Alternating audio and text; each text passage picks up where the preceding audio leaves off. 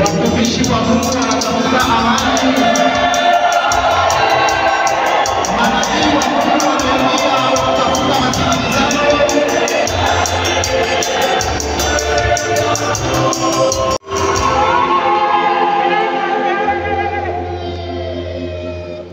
Mbele ya mambo yote, Korani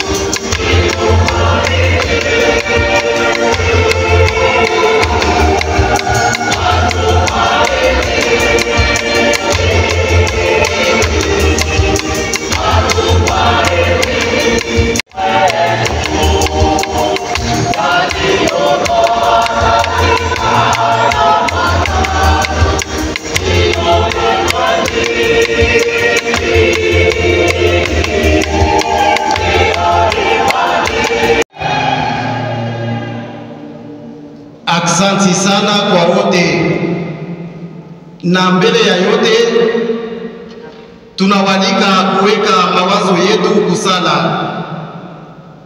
Nous vous invitons à prendre une attitude de prière. Ça sera la prière d'ouverture qui sera prononcée par le révérend pasteur Éric de. Nous vous invitons à vous asseoir pour suivre le programme. Cette lecture très rapidement dans les livres de Genèse, le chapitre 32, le verset 25, et je prendrai également le chapitre 33. Ça, c'est la première lecture. La seconde, nous allons la trouver dans la deuxième épître aux Corinthiens, le chapitre 5, le verset 18 jusqu'au verset 21. Voici ce qui est écrit. Je commence par le verset 25. Et Jacob resta seul. Un homme s'éroula avec lui dans la poussière jusqu'au lever de l'aurore. Il vit qu'il ne pouvait l'emporter sur lui. Il heurta Jacob à la courbe au fémur qui se déboîta alors qu'il roulait avec lui dans la poussière. Il lui dit, laisse-moi, car l'aurore s'est levée. Je ne te laisserai pas, répondit-il, que tu m'aies béni. Il lui dit, quel est ton nom? Jacob répondit, Jacob. Il reprit, disons, on ne t'appellera plus Jacob, mais Israël,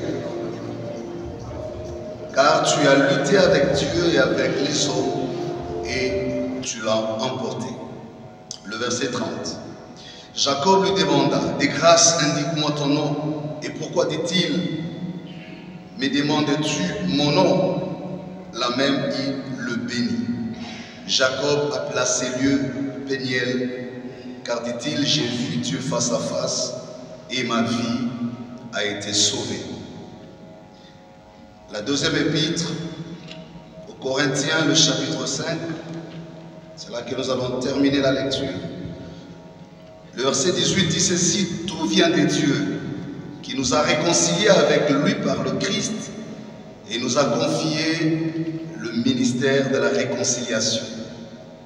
Car de toute façon, c'est Dieu qui en Christ a réconcilié le monde avec lui-même, ne mettant pas leurs fautes au compte des hommes et mettant en nous la parole de la réconciliation. C'est au nom du Christ que nous sommes en ambassade.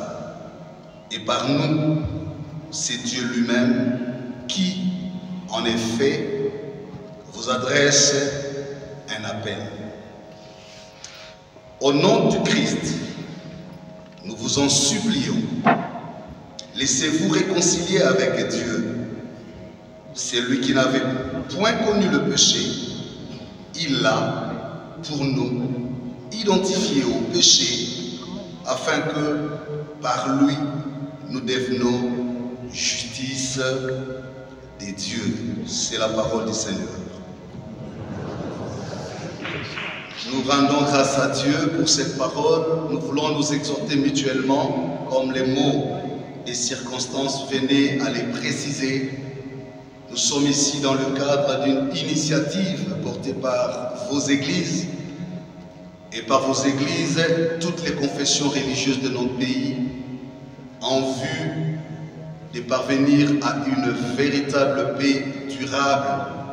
Mais au-delà de la paix, nous espérons à un vivre ensemble, pas seulement comme nation, comme peuple, mais aussi comme pays vis-à-vis des autres pays voisins et des autres peuples de la région des Grands Lacs. Chers frères et sœurs, il y a plusieurs manières de chercher la paix. Les uns cherchent la paix par les armes, les autres la cherchent par l'argent ou par d'autres voies. Mais nous, en tant que croyants, en tant que chrétiens, nous estimons que la véritable paix a ses racines dans la parole de Dieu. En d'autres termes, contrairement à tout ce qui a toujours été fait dans notre pays, dialogue, concertation, mais pour cette fois-ci, les églises ont pris l'initiative pour dire, mais écoutez, le prince de paix, c'est notre Seigneur Jésus-Christ. Et ces églises ont mis en avant-plan les valeurs spirituelles. C'est pourquoi nous voulons puiser dans la spiritualité. Mais à côté de ces valeurs spirituelles, nous avons nos valeurs en tant que Bantou, que nous appelons les Bumuntu. Alléluia. Alors quel est le lien que nous pouvons trouver entre notre circonstance d'aujourd'hui, notre contexte d'aujourd'hui, et ces écritures saintes qui ont fait l'objet de notre lecture? Je m'en vais commenter rapidement le premier texte. Il s'agit de Jacob. Jacob est le fils d'Isaac. Isaac est le fils d'Abraham. Jacob est né à côté de son frère, tous deux jumeaux, le fils d'Isaac. La Bible dit, si vous lisez le chapitre 27 du livre de Genèse, un jour, le papa Isaac était vieux et qu'il tenait à bénir l'enfant pour lui léguer la bénédiction, comme d'ailleurs étaient les traditions, le sacerdoce parental. Mais la Bible signale que Isaac, qui avait l'intention de bénir, était aussi aveugle.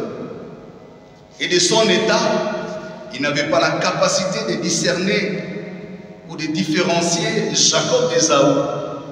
La maman, sa femme, donc Rebecca, qui d'après les textes de la Bible avait entendu Dieu lui dire que c'est ton fils Jacob le cadet qui hériterait de la bénédiction de son père, va s'organiser pour amener l'enfant Jacob aux côtés de son père Isaac. Mais avant cela, la Bible dit, Isaac a appelé Ésaü, son fils qu'il aimait beaucoup d'ailleurs, parce qu'il savait faire du gibier. Il lui a dit, va me préparer un mets, je vais manger et je vais te bénir. Pendant qu'Ésaü était allé chercher à préparer, la maman Rebecca a fait les contours, le raccourci, elle a préparé, elle a donné à son fils pour lui dire, va que ton père te bénisse. Voilà comment commencent les problèmes. Et ces jours-là, Isaac le père, qui avait l'autorité de Dieu, avait la nette intention de bénir Ésaü, qui était l'aîné, et non le cadet de Jacob. Mais puisqu'il était aveugle, la Bible dit, ne sachant comment discerner, il touchait quand même la peau, il sentait que c'est la peau d'Ésaü, mais la voix qui sortait était celle de Jacob. Mais puisqu'il n'avait pas de choix, du fait de son état d'aveugle, il va bénir Isaac et Jacob à la place d'Ésaü. Mais avant de bénir, il pose bien la question, es-tu mon fils Ésaü? Jacob de répondre, oui, je l'ai su. Non seulement que Jacob s'est rendu coupable vis-à-vis de son père qui était aveugle, mais il s'est aussi rendu coupable vis-à-vis de Dieu. Mais puisqu'il fallait être béni, il a été béni.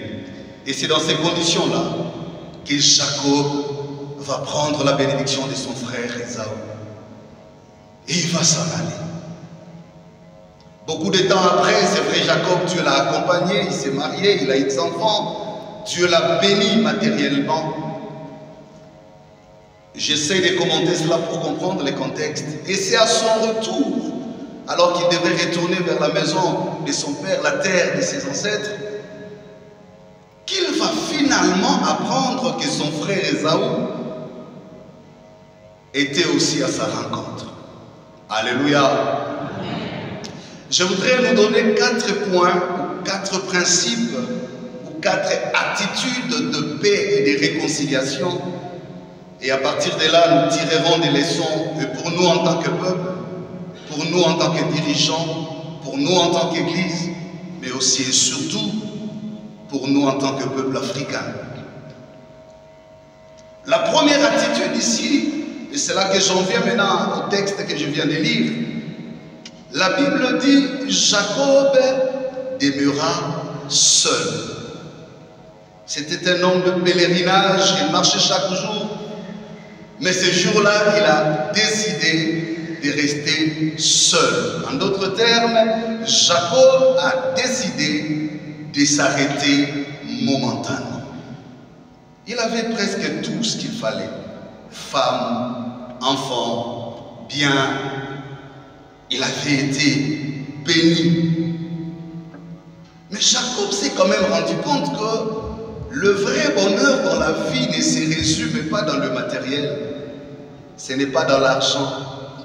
Ce n'est pas dans les fonctions. Ce n'est pas dans l'opulence que se trouve le vrai bonheur.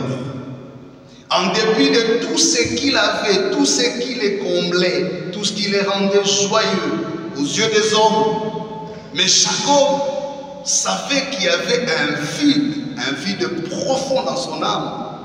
Et ce vide ne pouvait jamais lui procurer la véritable paix.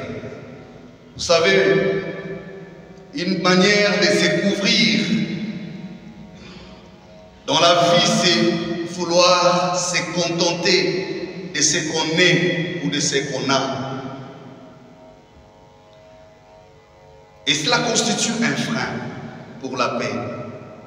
Lorsque vous êtes dans une attitude d'autosuffisance, dans une attitude de croire que vous avez tout par l'argent ou vous pouvez tout par l'argent, vous aurez certainement l'impression d'avoir la paix, mais en vrai, la paix ne se résume pas par le pain, mais la paix se résume par la paix et le salut de l'âme. Alléluia. Cette attitude nous interroge aujourd'hui, l'attitude de savoir s'arrêter momentanément, de ne pas courir comme ce qui dit, comme dit l'apôtre Paul, je ne cours pas comme par aventure, je ne frappe pas comme battant en l'air, je regarde, je fixe mon regard. Bien des fois, autant comme une nation, nous avançons, nous combinons nos qualités, nos erreurs, nos fautes,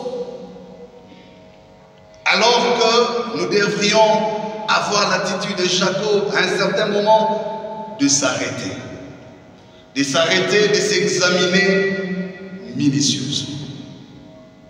L'arrêt, la suspension de la course, l'arrêt, la suspension des prétentions, l'arrêt, c'est aussi l'acceptation et la reconnaissance de sa fragilité et de ses limites en tant qu'humain.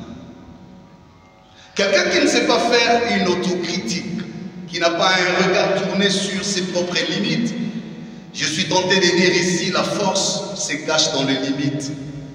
Car Dieu, quand il crée la vie, il cache le secret de la vie dans les limites que donne la loi. Il dit en Genèse chapitre 3, 2 et 3, l'homme, si tu manges du fruit de l'arbre défendu, tu en mourras. En fait, la vie se cache dans la loi. Nous voulons ici nous exhorter en tant que chrétiens, mais en même temps en tant que nation, qu'au point où nous sommes arrivés, à l'étape actuelle de l'histoire de notre pays, au regard de tout ce que nous traversons, nous parlons d'une situation qui dure depuis 30 ans, il est nécessaire pour nous de nous arrêter. D'oublier tout ce que nous avons, titres, fonctions, différences. D'oublier tout ce que nous avons connu ou nous avons fait, ou alors nous avons subi, pour nous réexaminer attentivement et revérifier nos attentes vis-à-vis de Dieu et vis-à-vis de notre rêve collectif. Sommes-nous toujours dans la bonne direction de la destinée de Dieu pour notre nation? Voilà ce qui a permis à Jacob, tout en restant seul, il commence à se rendre à l'évidence, mais tiens, certes j'ai l'argent, j'ai femme, j'ai enfant, mais il y a quelque chose que je n'ai pas, la paix dans mon cœur. Et il y a quelque chose que je n'ai pas, la réconciliation avec mon frère Ésaü. Même s'il s'est éloigné de moi, même s'il n'a pas eu le pouvoir de se venger, mais ma conscience me rappelle que je porte en moi quelque chose qui ne m'appartient pas. Voilà l'attitude d'un chrétien, de l'enfant de Dieu. La deuxième attitude, la Bible dit, Jacob qui est resté seul a vu un homme apparaître. Le texte original parle d'un homme, on ne parle même pas de Dieu. En d'autres termes, il lui fallut un exercice de discernement pour que Jacob comprenne que celui qui est venu lutter avec lui la nuit n'était pas un homme ordinaire, mais c'était en fait Dieu lui-même qui est venu au travers de cet homme.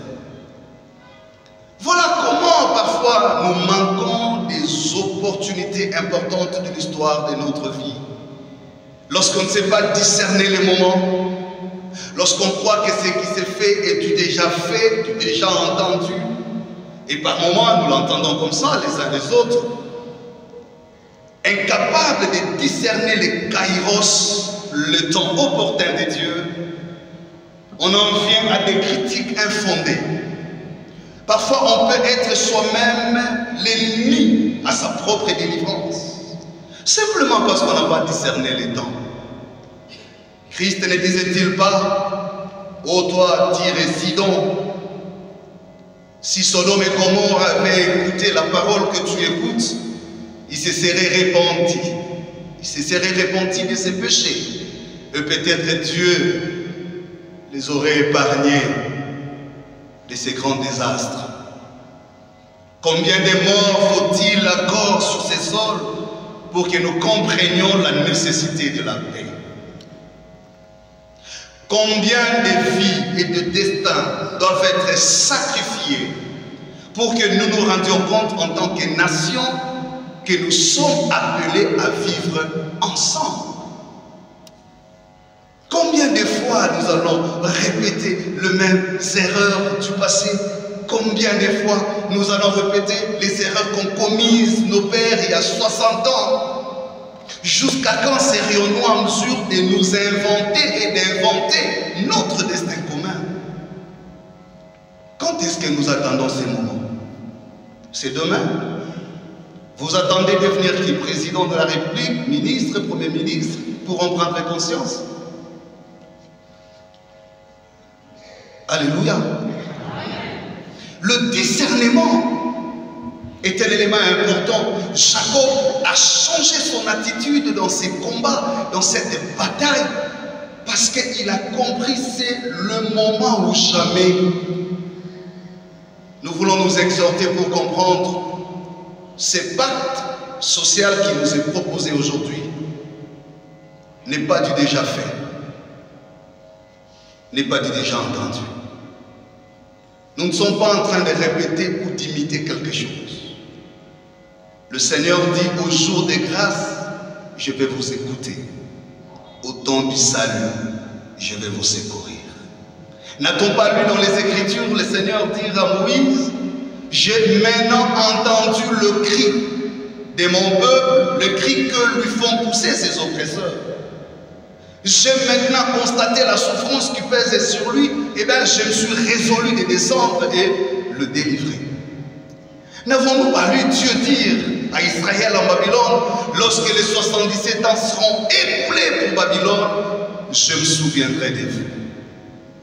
Il y a toujours un temps que Dieu fixe dans sa souveraineté pour se révéler et changer le paradigme du temps. Acclamons le Seigneur si nous sommes encore là.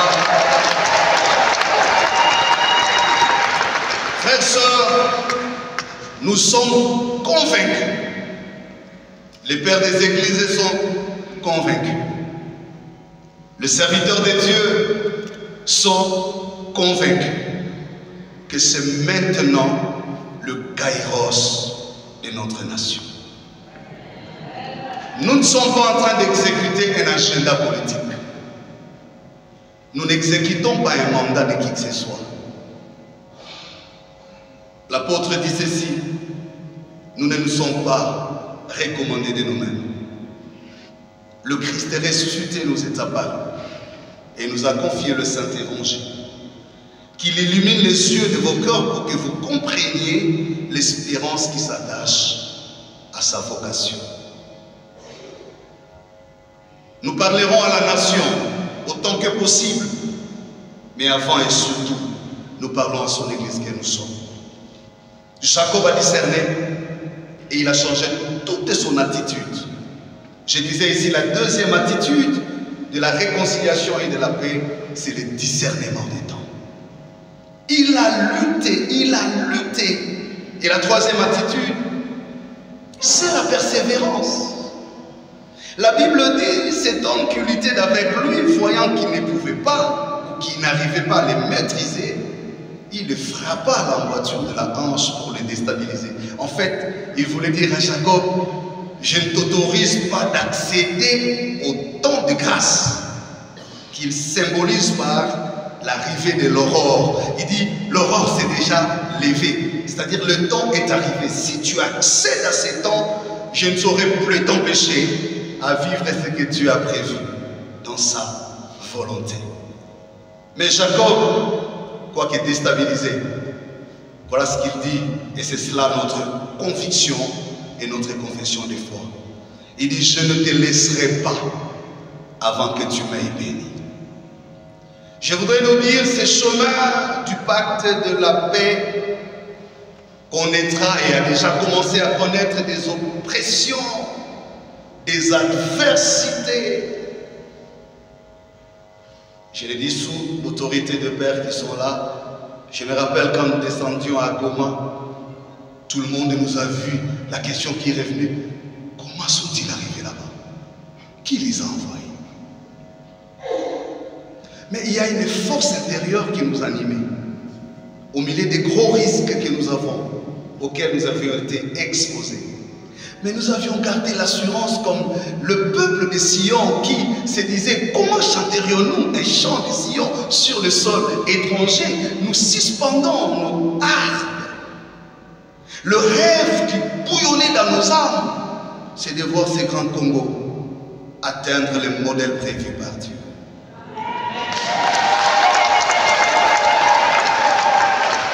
Les combats viendront, pas seulement vis-à-vis de ceux qui portent l'initiative, vis-à-vis de nos croyants, musulmans, kimbangustes, églises de réveil, toutes les confessions, tous les croyants. Mais attention, on ne sentira pas seulement les combats des hommes contre les hommes, mais c'est aussi le combat des esprits contre le don de Dieu. Vous savez que Daniel, pendant qu'il priait, la Bible dit, l'exaucement était déjà là. Mais l'ange a été stoppé quelque part par le prince. Dieu lui dit, depuis le jour où tu as un cœur de prier, je t'avais déjà exaucé. Mais il y a une forte résistance. Frères, sœurs, le combat auquel nous sommes exposés, ce ne sont pas les combats de la chair, ce n'est pas les combats de la chair, des frères contre son frère. Nous l'entendons de notre oreille. C'est un combat spirituel. L'ennemi ne veut pas voir l'aurore s'élever sur le Grand Congo. Cette nation prophétique, annoncée par les prophètes d'Ésaïe, entourée des cours d'eau. Cette nation bénie de l'Éternel. Un peuple qui ne connaît pas le sang. Un peuple qui sait vivre dans le respect des différences. La preuve est là. Nous sommes là, catholiques, protestants, musulmans, kimbanguistes. Chez nous, il n'y a pas de tribalisme. Chez nous, il n'y a pas de division. On nous importe des choses qui ne nous appartiennent pas. Nos valeurs depuis nos origines, ce sont des valeurs de solidarité, des valeurs de serviabilité. Chez nous, j'ai grandi dans la maison de mon père. Je ne savais pas qui est étranger, qui est de la maison. Parce qu'on mangeait toujours autour de la même table. Et on mangeait à la main. Aujourd'hui, j'ai dit à son excellence, je vais manger à la main. Et on se sentait toujours proches. Alléluia. Bien-aimés dans le Seigneur, réveillons-nous. Il y aura certainement les combats. On voudra nous décourager. On dira, qu'est-ce qui se cache derrière là? Est-ce qu'il n'y a pas quelque chose d'obscur? On regardera sur nos visages, nos pauvres têtes. Nous ne sommes que de simples ouvriers. Nous ne sommes que de simples instruments. Les Très-Haut qui a fixé les bornes, qui a décidé de la puissante main que les frontières du Congo soient délimitées telles qu'elles sont aujourd'hui, même s'il est passé par la volonté des hommes, mais la suprématie. Depuis 1885, plusieurs occasions sont arrivées pour déchirer ce pays. Le Très-Haut ne l'a jamais permis et il ne le permettra jamais. Le Congo restera uni, indivisible. Le Congo a une grande vocation, pas seulement pour l'Afrique, mais pour le monde. Arrivera le temps où les nations de la terre se tourneront vers nous. La Bible dit, au reste du moment, je lèverai la montagne de ma maison au-dessus de toutes les montagnes. Et elle parviendra par-dessus les collines. Le peuple viendra, les nations y afflieront. Elles diront, allons sur Sion. C'est là que Dieu dépose son amour. Arrive le temps où le Congo restera debout et les nations de la terre viendront chercher les refuges ici. Bien-aimés dans le Seigneur, la troisième attitude, je vais vite finir, c'est cette attitude de la repentance. La repentance est une force, ce n'est pas une faiblesse. Pour la première fois, Jacob a dit vrai. On lui pose la question, quelle est ton nom? La même question que son père aveugle lui avait posée, à qui il avait dit, je m'appelle Ésaü. Mais ce jour-là, devant le Père qui n'est jamais aveugle, qui voit tout, en tout et partout, il dira, mon nom est Jacob. Nous ne pouvons pas arriver à la véritable paix sans la repentance. C'est là où l'apôtre instruit l'Église au Corinthe en disant, réconcilions-nous. Mais cette réconciliation doit commencer d'abord avec Dieu, dans la verticalité, avant d'arriver dans l'horizontalité. Il y a eu beaucoup de mal dans notre pays. Le sang a beaucoup coulé. Chacun est responsable à un certain degré des choses. Mais nous n'allons pas nous en sortir si nous continuons à ressasser nos passés. Chacun va rappeler à l'autre, toi tu as fait ceci. Toi, tu as fait cela. Si nous sommes à ce niveau, c'est à cause de toi. Si le jugement domine le pardon, il sera difficile qu'on arrive à la paix. Voilà pourquoi nous nous appelons, y compris moi qui vous parle ce matin, ce soir, nous avons tous un degré de responsabilité. Il nous faut une repentance nationale. Les uns ont géré hier, peut-être pas de bonne manière. Peut-être que s'ils avaient bien fait les choses, on ne serait pas là où nous sommes arrivés. Les autres gèrent aujourd'hui, peut-être pas aussi de bonne manière. C'est comme ça que nous sommes là. D'autres peuvent gérer demain et rien n'empêche qu'ils commettent aussi des erreurs. Mais si nous restons sur le registre des erreurs, des fautes des uns et des autres, nous n'arriverons pas à la véritable repentance. L'heure est arrivée que nous nous arrêtions et que nous nous regardions comme des frères et que nous disions, Seigneur, nous reconnaissons, soit on était distrait, soit on n'a pas été attentif. Ce n'est pas le moment pour nous de faire sentir nos douleurs, nos chagrins. Ce n'est pas le moment de nourrir la haine, de préparer la vengeance. Parce que Dieu n'est pas dans la vengeance. Dieu ne construit pas dans la haine.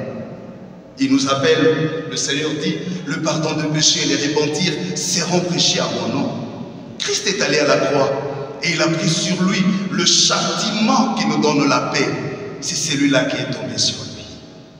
Il nous invite aujourd'hui, les uns les autres, dans nos différences, dans nos erreurs du passé, ou même d'aujourd'hui, à nous arrêter, à nous regarder, mais aussi à nous repentir. Et j'ai fini la dernière attitude, c'est celle que je trouve chez Ésaü, lorsqu'il a vu venir son frère Jacob. Il n'a pas commencé à se rappeler du passé.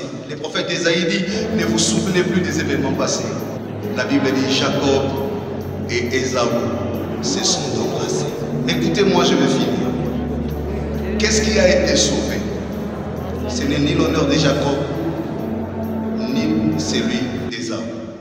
Mais ce qui a été sauvé, c'est la lignée prophétique qui devrait préparer la venue du Messie. Parce qu'avant Jacob et Ésaü, Dieu avait dit à Abraham, les nations de la terre seront bénies par ta postérité.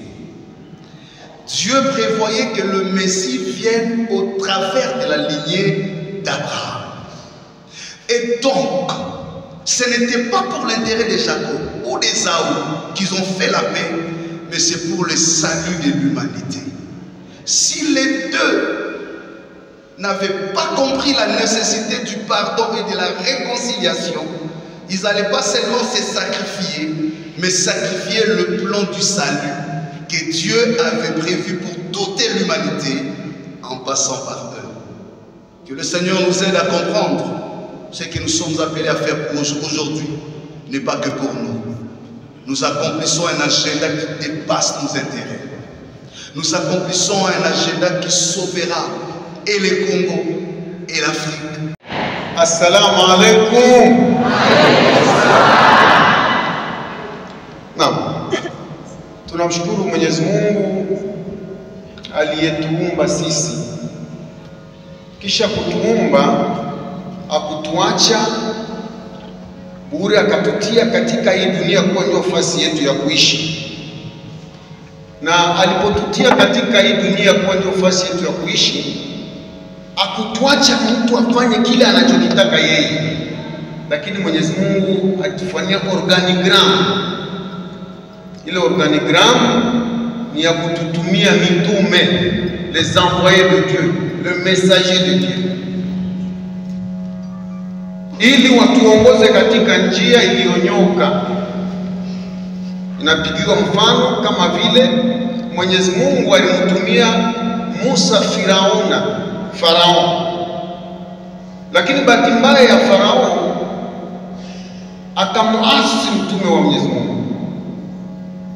Mwisho wa Farao kila mtu anajua, na sisi tunamwomba Mwenyezi Mungu atukinge na kupinga watumishi wa Mungu ambao walichukua hii initiative ya kutaka salama na amani katika nchi yetu, sababu sio wao wenyewe waliojichukulia maamuzi, ndio kazi walipewa na Mwenyezi Mungu, sababu wao ndio warisi wa mitume, warisi wa waambaye wa Mwenyezi Mungu. Na sitakuwa mrefu sana kutokana na muda umeshareba. Tutasoma tu aya moja ya Qur'ani inayowaita watu katika mmoja. Mwenyezi Mungu anasema ndani ya Qur'ani, baada ya kumlaani shetani aliyelaanika na kufukuzwa katika rehema ya Mwenyezi Mungu, tukianzia kwa jina lake Mwenyezi Mungu mwingi wa rehema na mwingi wa kurehemu. Mwenyezi Mungu anasema hivi, tasoma mkiarabu kisha tasoma na mkifaransa. Mwenyezi Mungu anasema, ya ayuhan nas inna khalaqnakum min dhakar wa unsa waja'alnakum shu'uban wa qaba'ila lita'arafu inna akramakum inda Allah atqakum. Oh hommes, nous vous avons créé d'un mâle et d'une femelle, et nous vous avons fait de vous des nations et de tribus, pour que vous vous entreconnaissiez le plus noble d'entre vous auprès d'Allah et le plus pieux. Mungu anasema, enyi watu,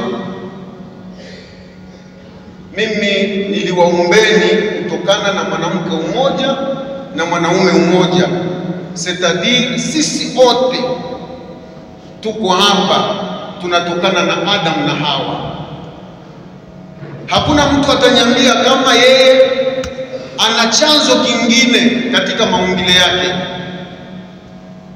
Waja'alnakum shu'uban wa qabail. Mungu ndio alitufanya mataifa na makabila. Hii tunaitana, mimi niko kabila fulani, mimi niko taifa fulani. Aliyofanya hivi ni nani? Ni Mungu. Objectif ya kufanya hivi ni nini?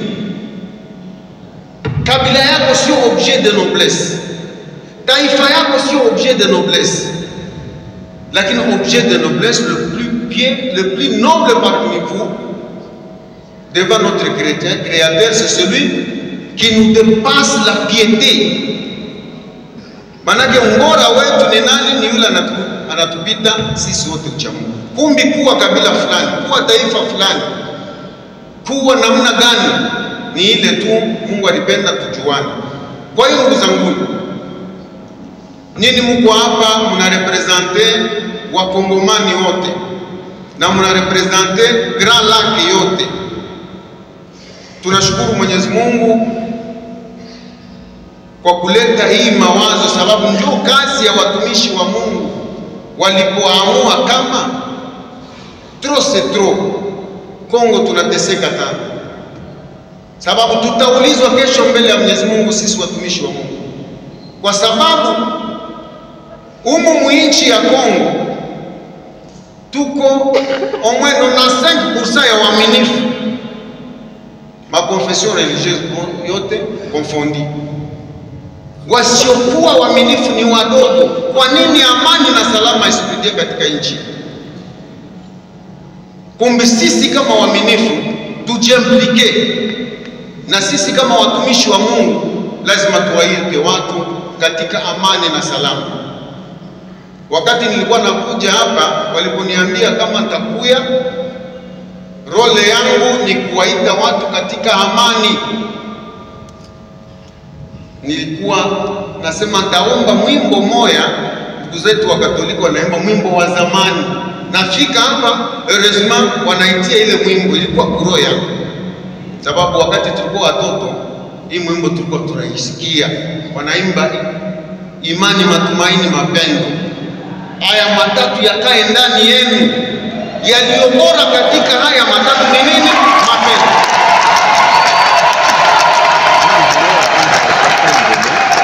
Kama tunakosa amani katika nchi ni sababu hatupendani. Tunapenda mataifa yetu, tunapenda makabila yetu, tunapenda tulicho nacho, notre identité ndio ile tunapenda kuliko kupendana sisi wenyewe. Sisi wote ni watoto wa mtu mmoja. Sisi wote tutoka kwa Adam na Hawa. Aliyefanya hivi ni Mwenyezi Mungu ili tujuane tu. Hakuna objectif ingine. Mwenyezi Mungu alifanyia mataifa na makabila tujuane tu. Ndio Mungu mwenyewe alikuumba. Sasa wewe unabeba kabila yako inakuwa objet de noblesse. Unataka unyanyase fulani, wewe onekane wewe ni mzuri. Unabeba taifa yako inakuwa objet de noblesse. Unataka unyanyase taifa ingine. Hapana, Mungu anakataa. Turudie kwa Mungu.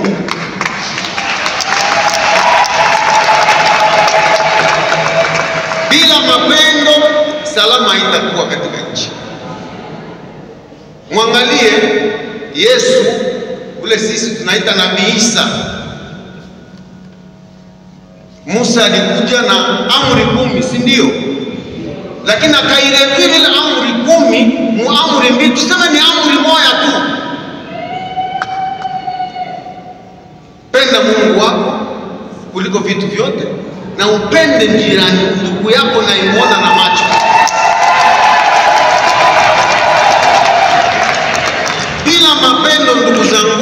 tujue kama salama mwinchi ya Kongo haitarudia.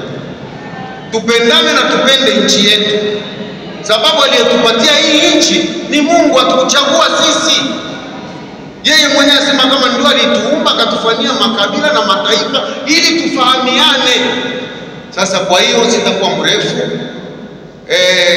Nadhani kama vile nilisema tena mwanzo, hii kundi ndogo tulioko hapo ina represente manake wakongomani wote wa maprovince yote wa makabila yote. Muwafikishie habari ya amani kuwa kabila yako sio objet de noblesse, sio ubora wako. Taifa yako ama province yako sio objet de noblesse. Ubora wako ni kumcha Mwenyezi Mungu, kumwogopa Mwenyezi Mungu na kumpenda jirani wako, kumpenda mwenzako kama unavyojipenda wewe mwenyewe. Hii ndio mwisho, ikiwa tutarudisha mapendo katikati yetu. Sababu kwa nini Yesu alisema mapendo ndio amri kubwa? Kama unanipenda hautanifanyia kibaya. Tumewekwa na tuambia la yu'minu ahadukum hatta yuhibbu li-akhi ma yuhibbu li nafsihi. Haujaamini kama haujampenda ndugu yako kile unajipenda wewe mwenyewe. Ndio kinye kinatukosa, kinasababisha salama ikosekane katika nchi. Tu kama unampenda mwenzako, unavyojipenda wewe mwenyewe, hautamfanyia kibaya. Sababu najua kama huyu ndio mie, nikimfanyia kibaya na mimi kitanifika. Kwa hiyo tunawaiteni na tunashukuru kwanza initiative ya ndugu zetu wakubwa wetu wa makonfession religieuse, hususan Sengo na SCC, sababu wao ndio wanapewa kipaumbele na walikataa kama hapana, hatupende egoisme. Makonfession religieuse ni mengi, tuite wa ndugu zetu tuonekane kama tuko watu wa mtu huyu moja. Ndio sababu mnatuona na sisi Waislamu wakimangu wako pale, hatuna kingine tunatafuta, ni amani tu nchi yetu. Sisi hatuna kingine, na amani kwa kurudia ni mapendo. Kama hatujapendana tutavurugana mpaka siku kiyama kitasimama. Na watakieni kila la heri, Mwenyezi Mungu awe nanyi.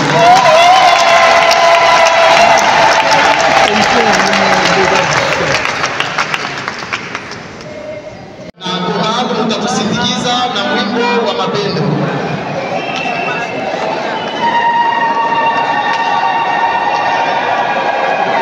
Qur'an s'il vous plaît, évitez les dames.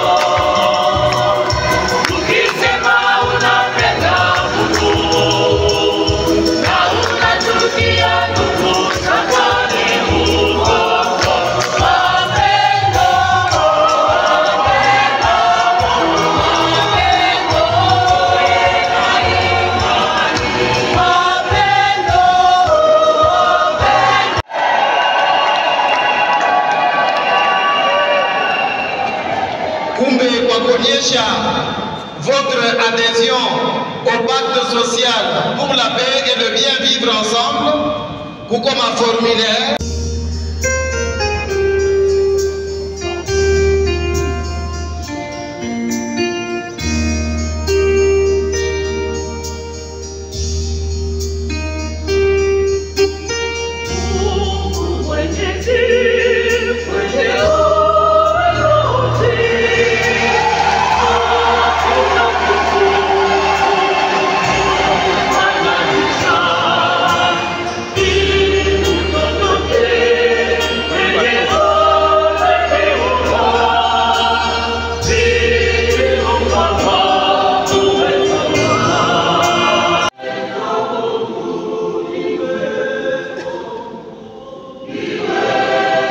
Wadelege wa wasimamizi wa maparokia wataweza kukaribia.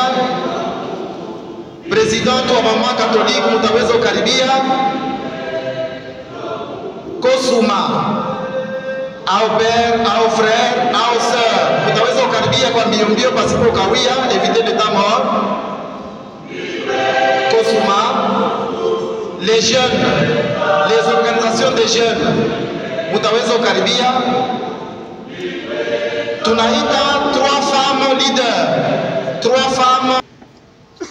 Après ces voyages que nous avons effectués au Congo et en Afrique, social pour la paix et le bien-être, de bien vivre ensemble.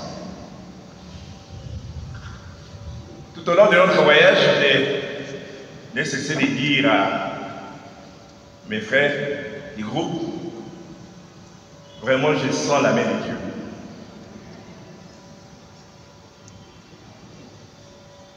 Dans ma famille m'a demandé, est-ce que vous irez à Goma? Moi j'ai dit, par la grâce de Dieu, nous irons à Goma. Et ceux qui nous ont vus avec nos frères, il y a quelqu'un de ma famille qui a dit, mais c'est fini, ils ne vont plus revenir. Mais nous voici devant vous.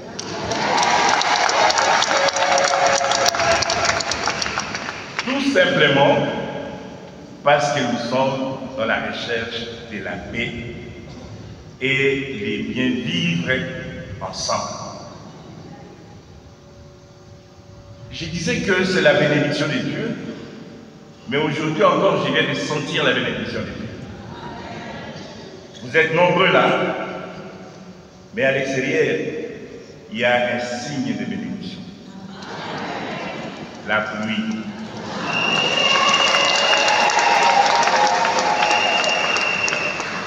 C'est pour nous dire, ne reculez pas, allez de l'avant pour la paix au Congo.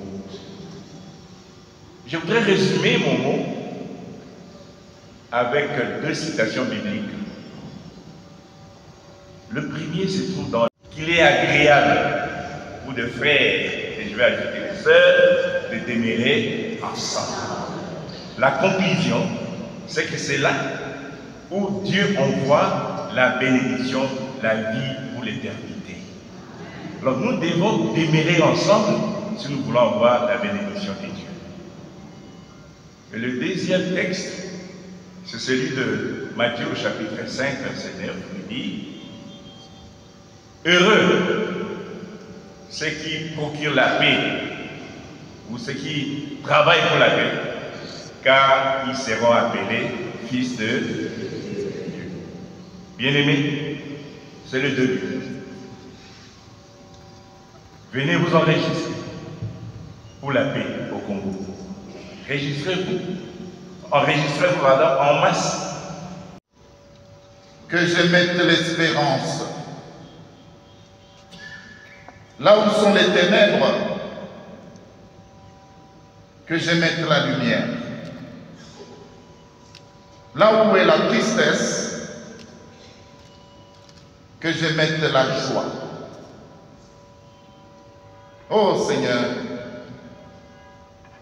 que je ne cherche pas tant à être consolé qu'à consoler, à être compris qu'à comprendre, à être aimé qu'à aimer. Car c'est en se donnant qu'on reçoit, c'est en s'oubliant qu'on se retrouve, c'est en pardonnant qu'on est pardonné,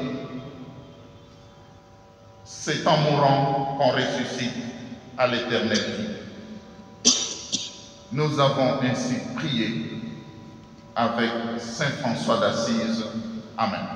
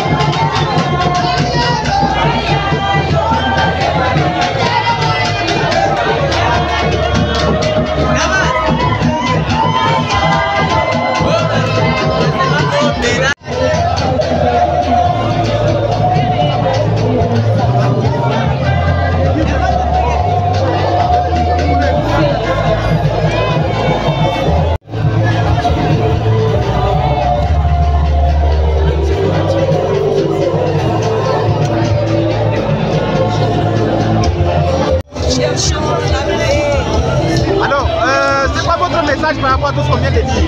Notre message, c'est la paix dans notre pays. Nous ne voulons pas la guerre. Nous voulons la paix. Alors, vous pensez que, est-ce que vous avez déjà adhéré par rapport à ces messages-là des évêques? Oui, oui, nous avons adhéré à la paix. Et quel message vous lancez aux autres? Nous ne voulons pas la guerre, nous voulons la paix dans notre pays. Merci. Qu'est-ce que vous avez retenu et qu'est-ce que vous pouvez lancer comme message aux autres jeunes? D'abord, nous rendons grâce à Dieu du fait qu'ils sont entrés, comme ils l'ont dit eux-mêmes, vivants. Et leur courage, personnellement, comme jeunes, ça nous a touchés.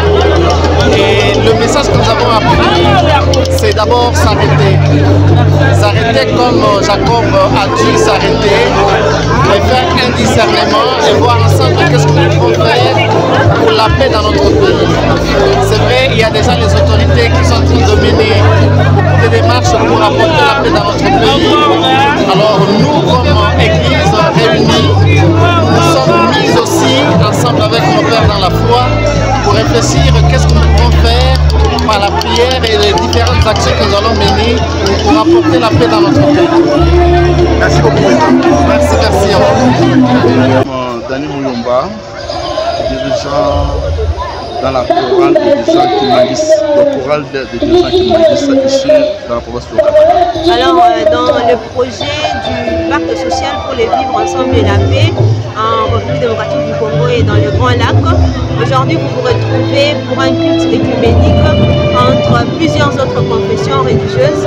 Alors, quelles sont d'abord vos premières impressions par rapport à cela? Merci beaucoup pour la question. Mes impressions d'abord sont les impressions de joie.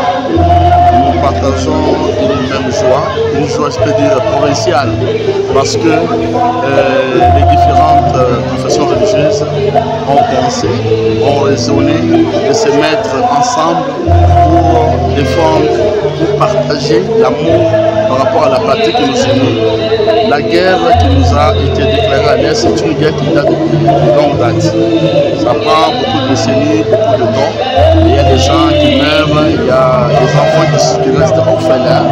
Voilà pourquoi dans cette optique, les fidèles ou les chrétiens de la province de Katanga avec les Mbashi ont pensé de rester ensemble pour pouvoir rapprocher, raffermir la paix et l'amour entre nous aussi, en pensant aussi à ceux qui sont en Est qui meurent nuit et jour. Alors après ces cultes œcuméniques, quel est le message que vous pouvez lancer à tous les chrétiens de la province par rapport d'abord au vivre ensemble et à la paix? Le message que je peux adresser à toute la population ou bien aux chrétiens qui m'accordent, aux chrétiens louchois, aux Katangais, c'est un message d'amour. Il n'y a que l'amour qui peut nous unir. Quand tu aimes quelqu'un, tu aimes ton prochain, tu ne veux pas lui faire du mal. Tu ne veux pas vouloir ce que le sang puisse rouler. Tu ne veux pas vouloir ce qu'il y ait de pertes en vie humaine. Vous voyez? Donc l'amour, c'est un dénominateur commun qui peut nous définir en tant que chrétiens. Et cet amour ne doit pas être un slogan. Ça doit être quelque chose de pragmatisme, de pratique, de réalisme, de concret, pour que nous puissions assister à une paix réelle et durable. Merci. Merci beaucoup.